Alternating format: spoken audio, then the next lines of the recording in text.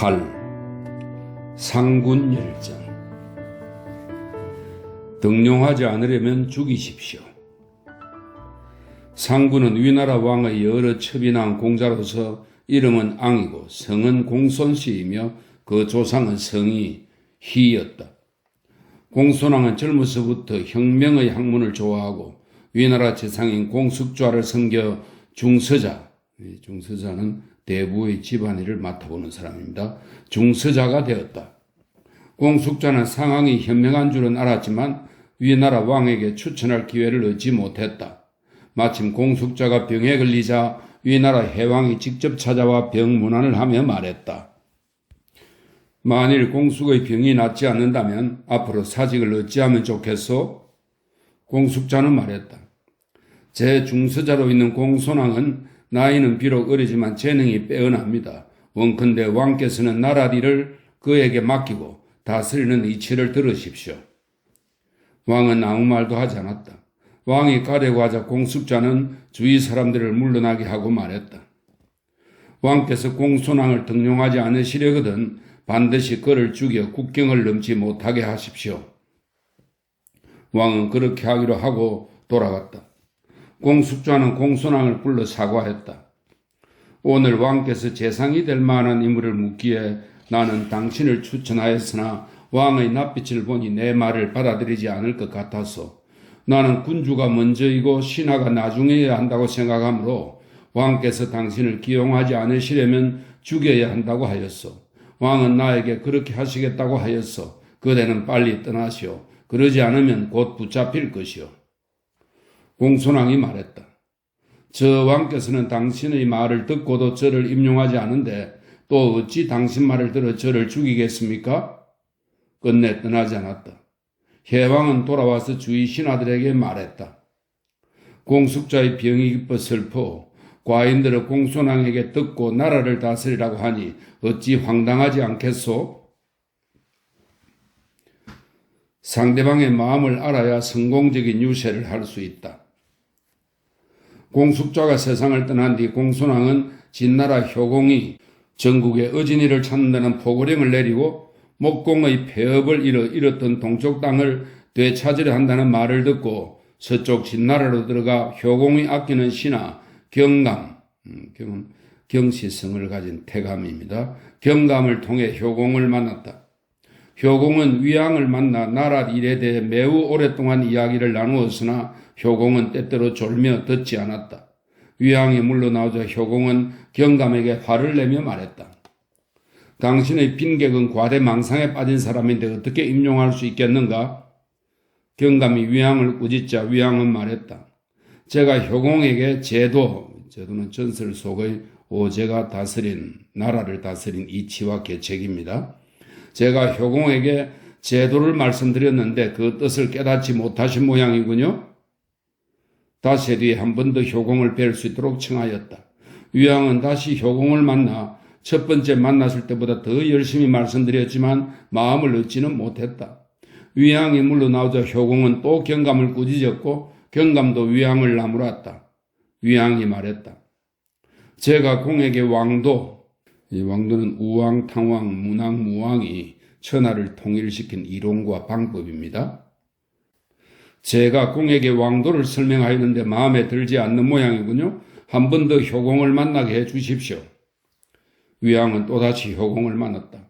효공은 그를 잘 대했으나 등용하지는 않았다. 위왕이 물러나가자 효공은 경감에게 말했다. 거대의 빈객은 괜찮은 사람이니 그와 더불어 이야기할 만하오. 이 말을 경감에게 전해들은 위왕은 말했다. 제가 공에게 일반적으로 춘추시대 제나라 황공, 진나라 문공, 진나라 목공, 초나라 장왕, 송나라 양왕을 말합니다. 제가 공에게 오패가 나라를 다스린 방법을 설명드렸는데 이것을 쓸만하다고 생각하셨군요. 진실로 저를 다시 만나게 해주시면 제가 알려드리겠습니다. 위왕은 다시 효공을 만났다.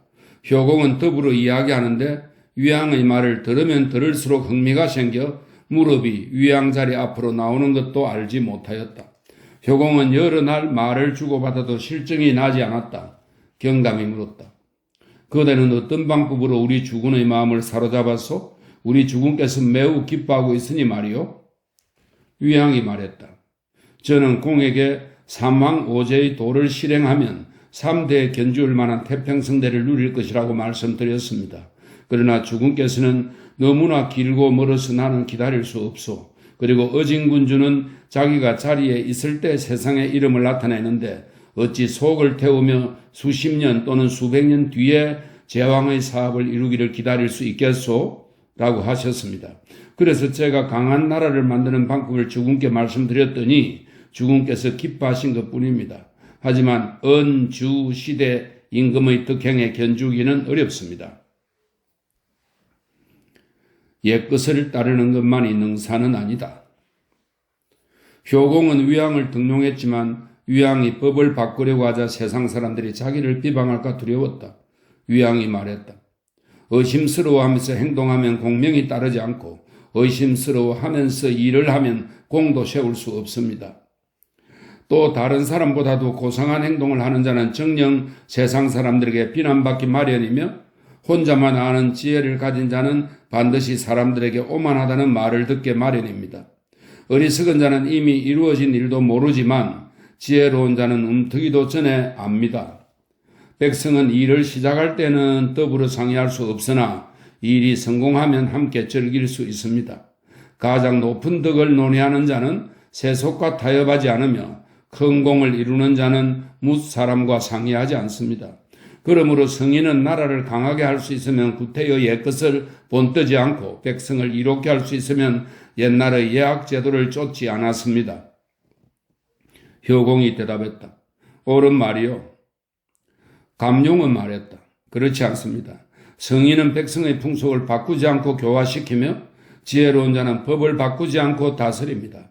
백성의 풍속에 따라서 교화시키면 힘들이지 않고도 공을 이룰 수 있고 있는 법을 따라 다스리면 관리도 익숙하고 백성도 편안할 것입니다. 위왕이 말했다.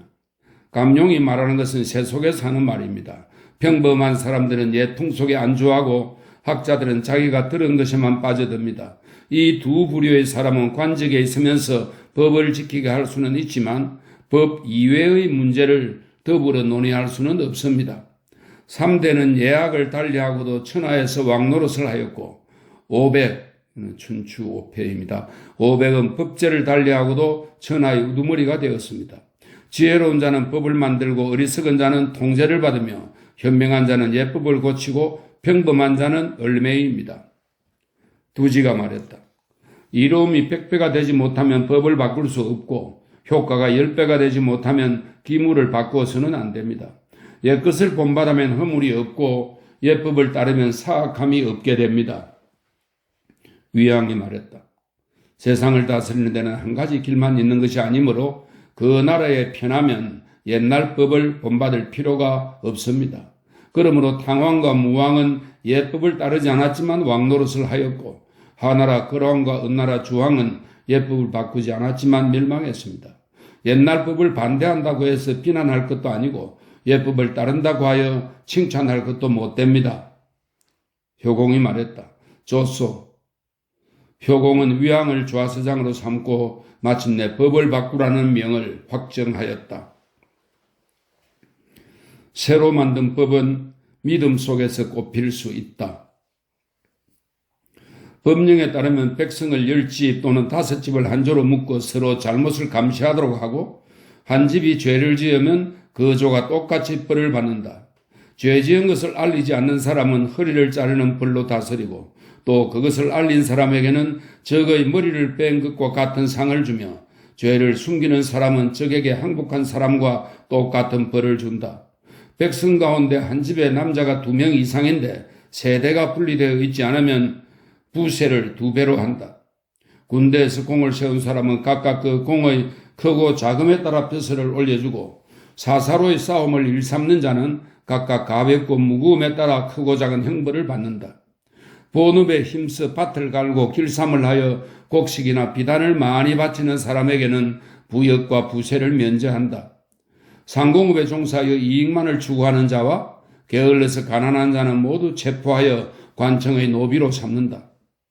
군주의 친척이나 종족이라도 싸워 공을 세우지 못하면 심사를 거쳐 족보에 소속되지 않도록 한다. 신분상의 존비, 자기와 복록의 등급을 분명히 하여 각자 차등을 두고 토지와 집, 신첩, 의복의 등급을 그 집안의 자규에 따라서 차등을 둔다. 군대에서 공을 세운 사람은 영예를 누리지만 공을 세우지 못한 사람은 부유해도 존경받을 수 없다. 이와 같은 법령이 이미 갖추어졌으나 널리 알리기 전이라 백성이 믿지 않을까 염려되었다. 그래서 3길이나 되는 나무를 도성 저작거리의 남쪽문에 세우고 백성을 불러 모아 이 나무를 북쪽문으로 옮겨 놓는 자에게는 10금을 주겠다고 하였다. 백성은 그것을 이상히 여겨 아무도 옮기지 않았다. 다시 말했다. 그것을 옮기는 자에게는 50금을 주겠다. 어떤 사람이 그것을 옮겨놓자 즉시 50금을 주어 속이지 않는다는 점을 분명히 했다. 마침내 새 법령을 널리 알렸다. 법은 위에서부터 지켜야 한다.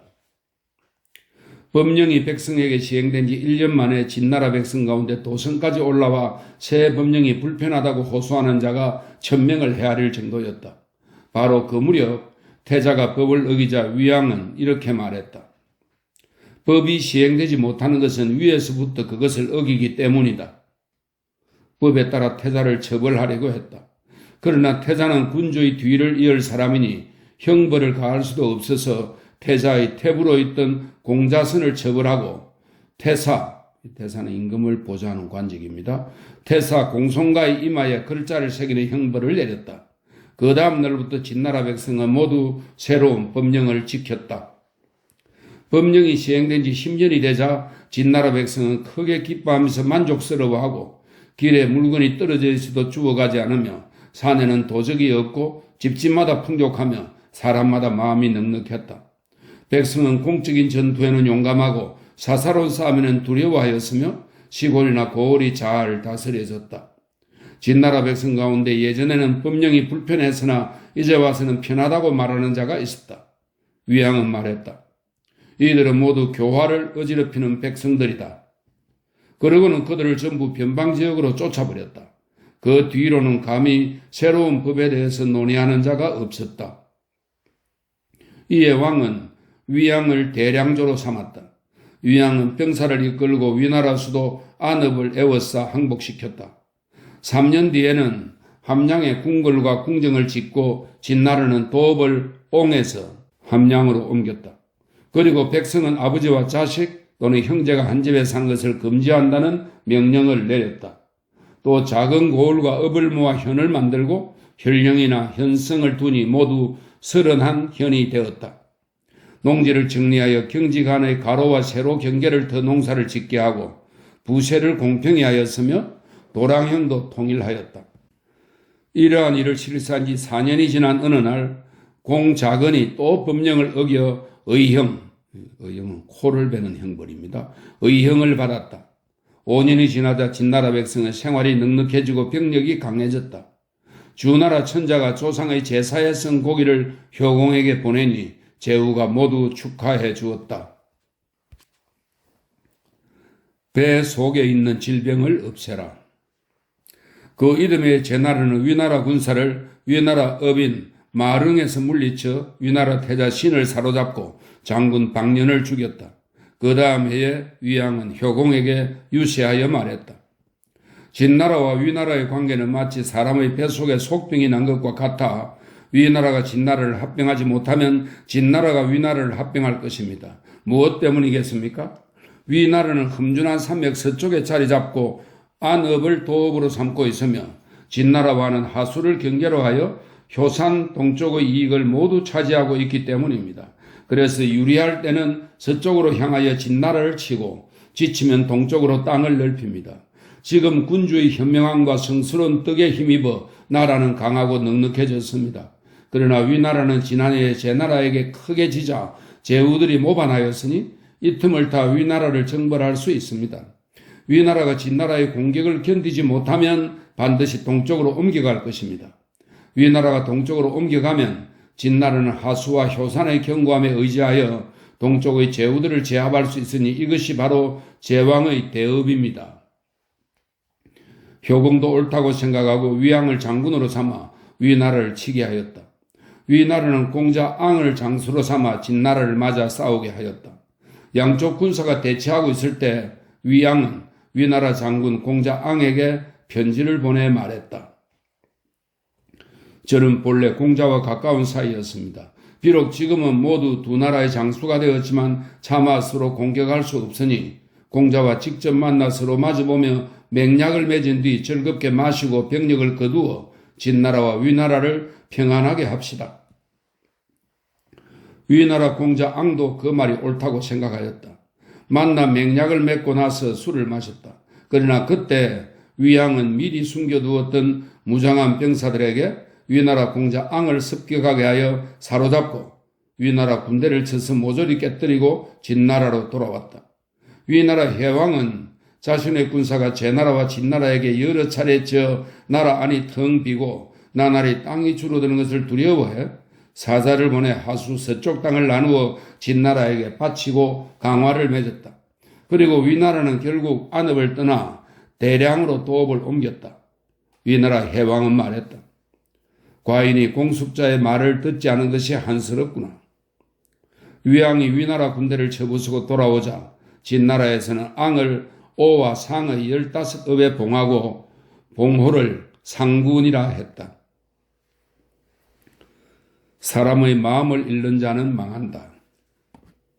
상군이 진나라 재상이 된 지 10년이 흐르자 군주의 종실이나 외척 중에는 그를 원망하는 자가 많아졌다. 조량이 상군을 만나러 오자 상군이 말했다. 내가 당신을 만날 수 있게 된 것은 맹난고의 소개가 있었기 때문입니다. 지금 나는 당신과 사귀고 싶은데 어떻습니까? 조량이 말했다. 저는 감히 바라지 못했던 것입니다. 공자는 어진이를 추천하여 반뜨는 자는 번영하고 어리석은 자를 불러 모아 왕노릇을 하는 자는 몰락한다라고 말하였습니다. 저는 어리석기 때문에 감히 당신의 명을 들을 수 없습니다. 또 제가 듣건대 그 자리가 아닌데 그곳에 머무는 것을 자리를 탐한다고 하고 그 이름이 아닌데 그 이름을 누리는 것을 이름을 탐한다고 한다라고 하였습니다. 제가 당신의 뜻을 받아들인다면 자리를 탐하고 이름을 탐하는 사람이 될까 두렵습니다. 그러므로 감히 명을 들을 수 없습니다. 상군이 말했다. 그대는 내가 진나라를 다스리는 방식이 내키지 않습니까? 조량이 말했다. 돌이켜 귀 기울이는 것을 총이라 하고 마음속으로 볼 수 있는 것을 명이라고 하며 자신을 이기는 것을 강이라고 합니다. 순임금도 스스로 자신을 낮추면 더욱더 높아진다라고 말하였습니다. 당신이 순임금의 도를 따르는 것이 더 나으며 제 의견 따위는 물을 필요도 없습니다. 상왕이 말했다. 처음에 진나라는 융적, 오랑캐를 말합니다. 처음에 진나라는 융적의 풍습을 받아들여 아버지와 아들이 구별 없이 한 방에서 살았습니다. 지금 내가 그런 풍습을 고쳐서 남자와 여자의 구별이 있게 하였고 큰 궁궐 문을 세워 노나라나 위나라처럼 경영하였습니다. 당신은 내가 진나라를 다스리는 것을 오고대부와 비교해 볼 때 누가 더 현명하다고 생각합니까? 조량이 말했다. 1000마리의 양가죽은 여우 한 마리의 겨드랑이 가죽만 못합니다. 1000사람의 아부는 한선비의 올바른 직업만 못합니다. 주나라 무왕은 신하들의 올바른 직원으로 창성했고 은나라 주왕은 신하들이 입을 다물어서 망하였습니다. 당신이 만약 무왕을 나무라지 않는다면 제가 온종일 바른 말을 하여도 죽이지 않으시는 것이 가능하겠습니까? 상군이 말했다. 이런 말이 있습니다.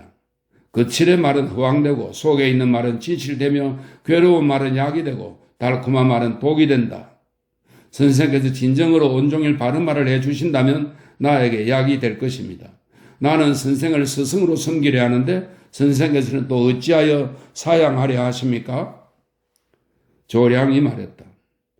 저 오고대부는 형, 초나를 말합니다. 형 땅의 보잘것없는 사람이었습니다. 그는 진나라 목공이 현명하다는 소문을 듣고 만나보고 싶었지만 찾아갈 여비가 없자 자신을 진나라로 가는 식객에게 팔아 남루한 홑옷을 입고 소를 치며 따라갔습니다.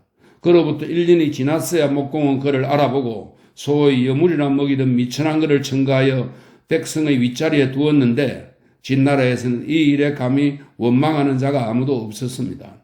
그가 진나라 재상이 된 지 6, 7년이 지나자 동쪽으로 정나라를 치고 진나라의 임금을 3번이나 세우며 형나라의 재앙을 한 차례 구해 주었습니다. 나라 안 사람들을 가르치니 진나라 남쪽에 있는 파 땅 사람까지 공물을 바치고 언덕을 제후들에게 베푸니 진나라 서쪽에 있는 8곳의 오랑캐까지 와서 복종했습니다. 유여도 이 소문을 듣고 관문을 두드리며 만나기를 청하였습니다. 오고대부는 진나라 재상이 된 이래 피곤해도 수레에 걸터앉지 않으며 더워도 수레에 햇빛 가리개를 치지 않았습니다. 나라 안을 순시할 때에도 호위하는 수레를 거느리지 않고 무장한 호위병도 없었습니다. 그의 공로와 명예는 관부의 창고 안에 보존되고 덕행은 후세까지 베풀어지고 있습니다. 오고대부가 세상을 뜨자 진나라 사람들은 남자 여자 할 것 없이 눈물을 흘리고 아이들은 노래를 부르지 않으며 절구지를 할 때도 방아타령을 부르지 않았습니다.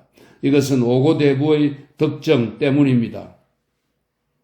그러나 당신은 당시 총애받고 있던 신하 경감의 소개를 통해 진나라 왕을 만났습니다. 이것은 명예로운 행위라고 할 수 없습니다. 진나라 재상이 되어서는 백성의 이익을 중요한 일로 삼지 않고 큰 궁궐을 세웠으니 그것은 공적이라 할 수 없습니다.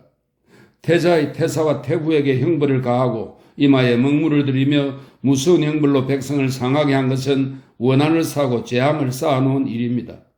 당신은 왕의 명령보다도 깊게 백성을 교화시키고 백성은 왕이 명령하는 것보다도 빠르게 당신이 하는 일을 본받습니다. 지금 당신이 또 혁신하여 세운 제도는 도리를 등지고 당신이 고친 국법은 이치에 어긋나니 이것을 교화라고 할 수 있는 것이 못됩니다. 당신은 또한 임금처럼 남쪽을 향하여 앉아 과인이라 일컬으며 날마다 진나라의 공자들을 핍박하고 있습니다. 시에서는 쥐한테도 체면이 있는데 사람으로서 예의가 없구나. 사람으로서 예의가 없으면 어찌 빨리 죽지 않을까라고 하였습니다. 이 시로 보더라도 당신은 하늘에서 내려준 목숨을 다 누릴 수 없는 행동을 했습니다. 공자근은 코베인 것을 부끄럽게 여겨 문을 닫고 밖으로 나오지 않은 지 8년이나 되었습니다.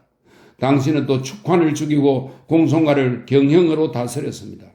시에서는 사람을 얻는 자는 흥하고 사람을 잃는 자는 망한다라고 했습니다. 이러한 몇 가지 일은 사람을 얻을 만한 행위가 못됩니다. 당신이 밖으로 나갈 때는 뒤따르는 수레가 수십 대이고 수레는 무장한 병사들이 뒤따릅니다. 수레는 힘세고 신체 건장한 장사가 옆에 타서 수행하며 창을 가진 병사가 양쪽 옆에서 수레와 함께 달립니다. 이러한 것들 중에서 한 가지라도 갖추어지지 않으면 당신은 정녕 외출하지 못합니다. 시에서는 덕을 믿는 자는 창성하고 힘을 믿는 자는 멸망한다라고 하였습니다.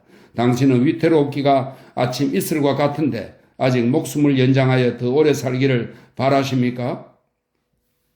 그렇다면 어찌하여 상과 오이, 성 15개를 돌려주고 전원으로 물러나와 꽃과 풀에 물을 주며 살지 않습니까? 동굴 속에 숨어 사는 현명한 사람을 세상에 나오도록 하여 진나라 왕에게 추천하고 노인을 받들어 모시고 고아를 보살피며 부모와 형을 공경하고 공을 세운 자에게 그에 걸맞은 지위를 주고 덕 있는 자를 존중한다면 조금은 편해질 수 있을 것입니다. 그런데 당신은 아직까지 상과 오의 넉넉함을 탐내고 진나라의 정치를 마음대로 주무르는 것을 영예로 여겨 백성의 원한을 축적하고 있으니 진나라 왕이 하루아침에 세상을 떠나 조정에 서지 못하게 되면 어찌 진나라에서 당신을 제거하려는 명분이 어찌 없다고 하겠습니까? 당신의 파멸은 한 발을 들고 넘어지기를 기다리는 것처럼 다가올 것입니다. 그러나 상군은 그 말을 따르지 않았다. 5달 뒤에 진나라 효공이 죽자 태자가 그 자리를 이었다.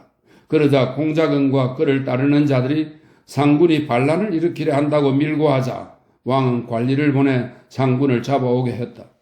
상군은 변방 부근까지 달아나 여관에 머물려 했으나 여관 주인은 그가 상앙임을 모르고 말했다. 상군의 법에 의하면 여행증이 없는 손님을 묵게 하면 그 손님과 연좌되어 처벌을 받습니다. 상군은 한숨을 쉬며 말했다. 아, 법을 만든 폐해가 결국 이 지경까지 이르렀구나. 상군은 그곳을 떠나 위나라로 갔다. 그러나 위나라 사람들은 상황이 공자 앙을 속여 위나라 군대를 친 것을 원망하고 있으므로 받아주지 않았다. 상군이 다른 나라로 가려고 할 때 위나라 사람이 말했다. 상군은 진나라의 적이다. 진나라는 강성한 나라로 그 나라의 적이 위나라로 들어왔으니 돌려보내지 않으면 안 된다. 위나라는 상군을 진나라로 마침내 돌려보냈다. 상군은 다시 진나라로 들어가게 되자 상읍으로 가서 따르는 무리와 봉업의 병사를 동원하여 북쪽으로 정나라를 쳤다. 진나라에서는 군사를 내어 상군을 치고 정나라의 맹지에서 그를 죽였다. 진나라 해왕은 상군을 거열형에 취해 본보기를 보이고는 말했다. 상왕처럼 모반하는 자가 되지 말라. 마침내 상군의 집안을 모두 죽였다. 태사공은 말한다. 상군은 그 타고난 성품이 각박한 사람이다. 그가 효공에게 벼슬을 얻고자 제왕의 도로 유시한 것을 보면 내용이 없고 화려한 말을 늘어놓은 것이지 마음속으로 하려던 말을 한 것이 아니었다. 게다가 군주의 총애를 받고 있던 신하를 이용하고 자리에 오른 뒤에는 공자근에게 형벌을 가하고 위나라 장군 앙을 속이고 조량의 충언을 따르지 않은 것도 상군이 은혜가 적은 것을 밝히기에 충분하다. 나는 일찍이 상군이 지은 상군서에서 계색, 경전편을 읽었는데 그 내용도 그가 행동한 궤적과 비슷하였다. 결국 상군이 진나라에서 좋지 않은 평판을 얻게 된 데는 까닭이 있구나.